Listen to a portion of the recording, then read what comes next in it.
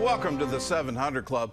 President Trump is promoting the U.S. agreement with Iran to end the war at a meeting of European leaders. He says the deal is already having a strong economic impact and that it guarantees Iran will not get a nuclear weapon. Well, the deal is having an impact on America's relationship with Israel. One Israeli leader is calling it a catastrophe. Chris Mitchell reports from Jerusalem. At the G7 summit, President Trump expressed optimism about the economic impact of the deal. I think a lot of great things are going to happen in the Middle East right now. Very importantly, the oil is plummeting down, and the stock market is shooting up like a rocket today. There's like record kind of numbers. Vice President J.D. Vance pointed out the impact on Iran's nuclear program. You also have the long-term commitment that Iran will never develop or procure a nuclear weapon. The Memorandum of Understanding will be followed by a 60-day period of negotiations over Iran's nuclear program. The vice president says Iran could have access to billions in sanctions relief if they behave. What this agreement does is say to the Iranians that you don't have access to the money to rebuild that nuclear program, but if you're willing to give up that program long term, if you're willing to accept the inspections and verification regime that's necessary to give us the confidence you're never going to have a nuclear weapon, then we want you to be a prosperous country, and we will re-invite you into the community of nations. Iran's president called a Memorandum of Understanding a source of pride. This memorandum is not only a major achievement for the country itself, but also a great source of pride for the entire region and the resistance forces. God willing, its details will be presented at the appropriate time. Israel, America's ally in the war with Iran, is concerned about the deal. One Israeli leader called the MOU a catastrophe, since it postpones and does not eliminate Iran's nuclear program, does not address Iran's ballistic missiles, its support of proxies in the region, and sanctions relief would allow it to rebuild its military.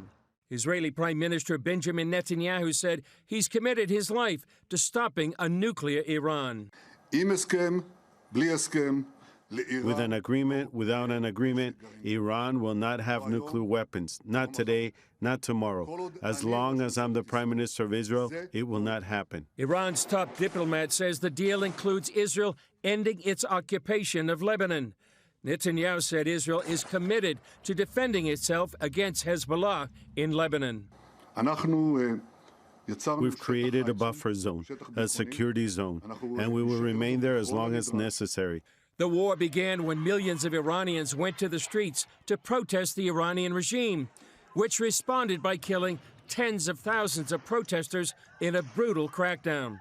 CBN News has learned many of those Iranians now feel manipulated after a promise of help and now find themselves in a worse situation than before. Chris Mitchell, CBN News, Jerusalem. Well, my prayers and my heart go out to the Iranian people. They're still under this regime. And the crackdown apparently is even harsher than it was in previous times after revolutions. They're going to execute the leaders. They're going to isolate them. The crackdown is in place. Hear loud and clear what the Iranian president said, that this is a victory for the resistance forces. Now, there's a lot of meaning behind that, but that's underscoring that Israel is the little Satan and the USA, you and I, are the great Satan. And by calling it a victory for the resistant forces, you're saying, well, okay, that means Hezbollah, that means Hamas, that means Houthis, that means everything that the Revolutionary Guard has been doing for 47 years. So this is a deal that stops a war, reopens the straits, hopefully brings inflation down, the price of oil down, gives some kind of guarantee they'll never develop a nuclear weapon. But they are going to pause, and they're going to rearm, and they're going to rearm Hezbollah, they're going to rearm Hamas, they're going to continue to develop their ballistic missile program, and they're just going to wait for another administration in the United States. That is not good news today. In my heart and my prayers go out to the Iranian people. They're still suffering under a theocracy that they no longer believe. They're no longer a Muslim majority nation. Let's pray that they can have the ability to rise up and change their government. That is my prayer, and I think that is the hope for peace in the Middle East. In other news, leaders at the G7 summit in France are welcoming news of the peace deal, turning their attention now to the war in Ukraine. John Jessup has that story and more from our CBN News Bureau in Washington. John?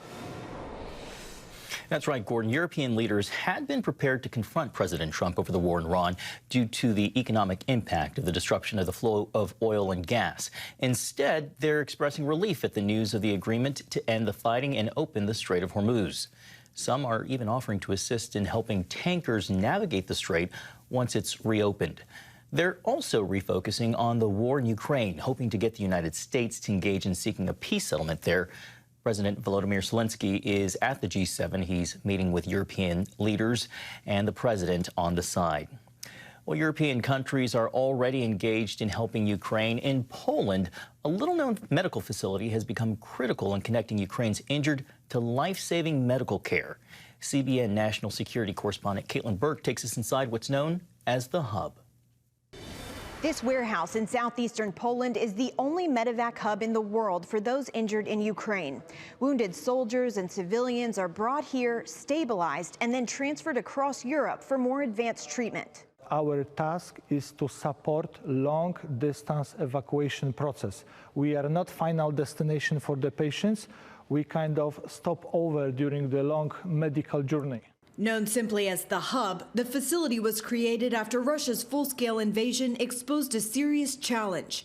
How do you safely move casualties of war across an entire continent? The system of the international crisis response was designed for natural disaster or man-made disaster. For example, earthquake. After Russian invasion to Ukraine, we are facing war, so that means we have to change our system. The answer, adapt Europe's existing emergency response network into something new. When Ukraine's health ministry identifies patients needing care abroad, it contacts the Emergency Response Coordination Center in Brussels. That request is shared across Europe, where participating countries volunteer available hospital beds. Patients are then transported here to Poland, where the hub serves as a single connection between a war zone and long-term medical care. The facility's design started with one reality in mind: war is unpredictable. The hub might stay here or might be moved to another location. So that's why all walls are temporary. We can put on the truck and move them to another city. All medical equipment is on the medical trolley. So we can put trolleys on the truck and evacuate patients with the equipment to another location. All installations are temporary only, so we can take them with us and move to another space. As the war grinds on, the hub remains a unique lifeline, helping thousands of wounded soldiers and civilians reach specialized care far from the front lines. Since 2022, more than 4,300 people have passed through its doors. Caitlin Burke, CBN News, Yashanka, Poland. Thank you, Caitlin. Here at home, severe flash flooding in the south from Texas to Mississippi. 20 million people are under the threat as more rain is on the way. The governor of Texas declaring a disaster for more than 100 counties across the state. Video shows highways turned into rivers and wacos and vehicles washed down the interstate due to heavy waters overtaking the road. First responders are seen rescuing dozens, even using ropes to pull one trapped driver to safety. The powerful storms unleashing torrential rain, with some areas expecting up to 10 inches. Well, the U.S. National Oceanic and Atmospheric Administration officially confirmed the existence of an El Nino last week. The weather event is expected to peak in the months ahead. As CBN's Lori Johnson reports, forecasters are predicting it could reach historic strength.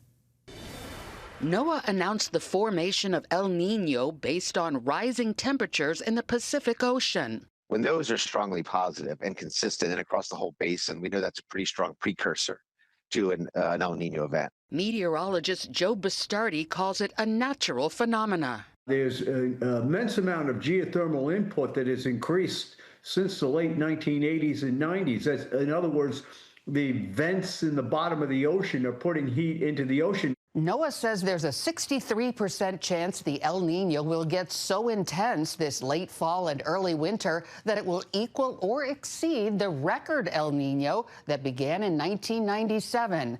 Some are calling it a super El Nino.